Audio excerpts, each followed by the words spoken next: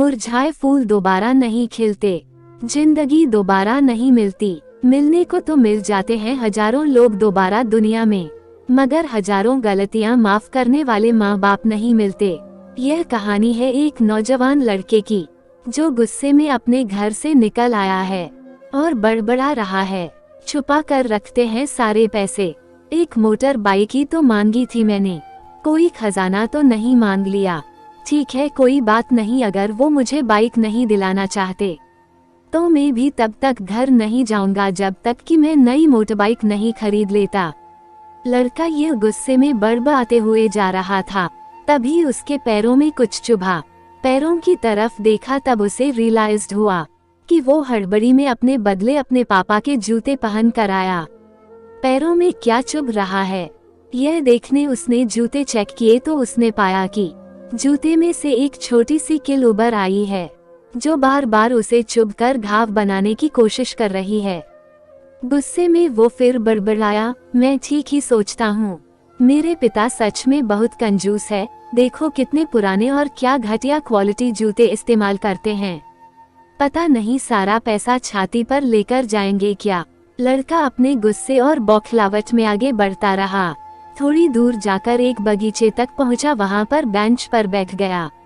अचानक वहां पर उसे याद आया कि वो अपने साथ अपने पापा का वॉलेट भी उठा कर लाया था। उसने सोचा आज पता चलेगा पापा पैसे कहाँ छुपा कर रखते हैं।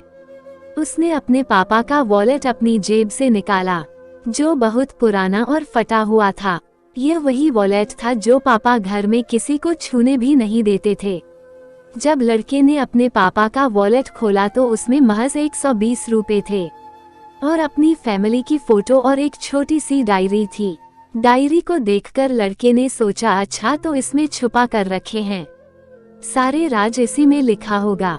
किससे कितने पैसे लेने हैं या किसको कितने पैसे दिए हैं, अब पता चलेगा कि पापा ने कहां कहां पैसे इन्वेस्ट कर रखे हैं। ऐसा सोच के लड़के ने जब उस छोटी सी डायरी का पहला पन्ना खोला तो उसमें लिखा था 40,000 रुपए बेटे की पढ़ाई के लिए उधार। लड़का यह देखकर शॉक हो गया। उसने फिर दूसरा पन्ना खोला जिसमें लिखा था 50,000 उधार नया लैपटॉप बेटे के लिए। यह वही लैपटॉप था जो पापा ने 2 साल पहले ही अपने बेटे को दिया था, क्योंकि वह कॉलेज जाने लगा था। लड़के को अब पता चला कि वह जो भी चीजें पापा से डिमांड करता तो पापा कहां से पैसे लाते थे। डायरी के इन 2 पन्नों ने ही लड़के का गुस्सा पूरी तरह शांत कर दिया और उसके मन को पश्चाताप से भर दिया। लड़का एक एक करके डायरी के पन्ने पलटता रहा और उसकी आंखों में आंसुओं की धार बहने लगी, जो हर पन्ना पलटने के बाद बढ़ती ही गई। उसे पता चलता गया कि पापा ने अपनी फैमिली की जरूरतों को पूरा करने के लिए किस किस से कितना उधार लिया है। पन्ना पलटते पलटते लड़का पिछले दिन की डेट तक पहुंचा। पिछले दिन की तारीख वाले पन्ने पर लिखा था 50,000 बेटे की बाइक के लिए।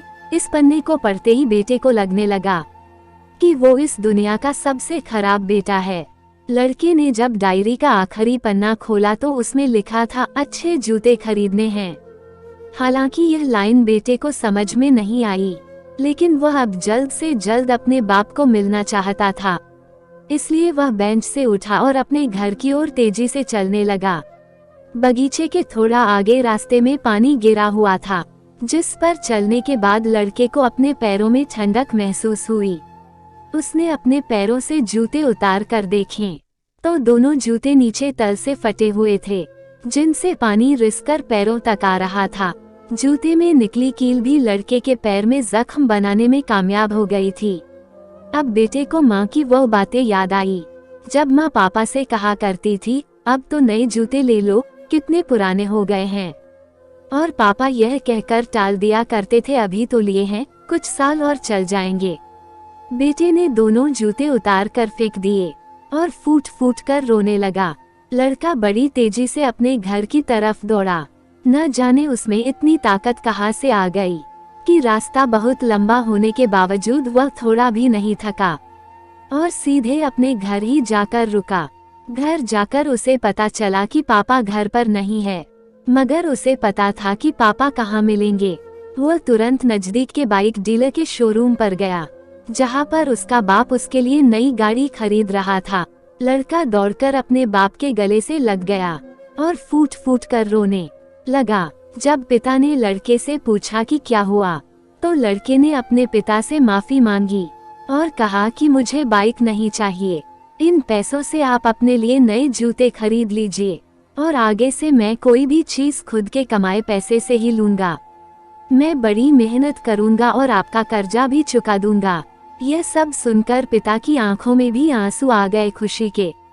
दोस्तों, बड़े खुशनसीब होते हैं वो लोग जिनके माँ बाप होते हैं, लेकिन अक्सर हम माँ बाप की मजबूरियाँ नहीं समझा करते। आशा करता हूँ यह कहानी जानने के बाद आप लोग माँ बाप द्वारा इनकार की गई बातों की गहराई को समझने की कोशिश करोगे। वीडियो अच्छी लगी हो तो लाइक करें और चैनल को सब्सक्राइब करें प्लीज। धन्यवाद।